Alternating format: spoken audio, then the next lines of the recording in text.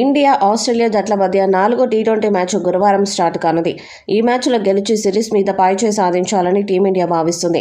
3వ మ్యాచ్లో అద్భుత ప్రదర్శన చేసి విజయం సాధించిన భారత జట్టు 4వ మ్యాచ్లో కూడా అదే స్థాయిలో ప్రదర్శన చేయాలని భావిస్తుంది.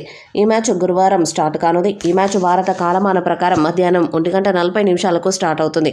ఇక ఈ మ్యాచ్లో గెలిస్తేనే టీమిండియాకు సిరీస్ గెలిచే అవకాశం ఉంటుంది. కాబట్టి ఈ మ్యాచ్లో భారత బ్యాటర్లు రాణించడం చాలా కీలకం. ఇక ఈ మ్యాచ్లో 2 కీలక మార్పులు చేసే అవకాశం కనిపిస్తుంది.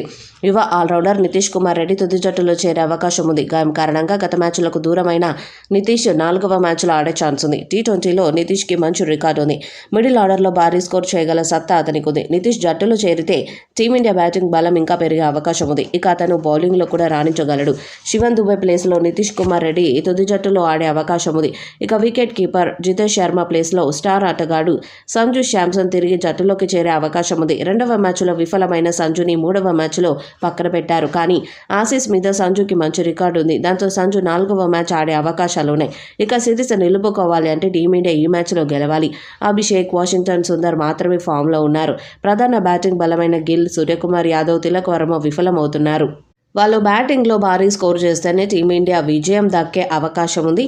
ఇప్పటి వరకు సూర్యకుమార్ యాదవ్ క్యాప్టెన్సీలో టీమిండియా ఒక్క టీ20 సిరీస్ కూడా ఓడలేదు. కాబట్టి ఆ రికార్డు నిలుపుకోవాలంటే 4వ మ్యాచ్ విజయం సాధించడం చాలా కీలకం. మరి ఈ మ్యాచ్లో టీమిండియా ఎలాంటి ప్రదర్శన చేస్తుందో చూడాలి.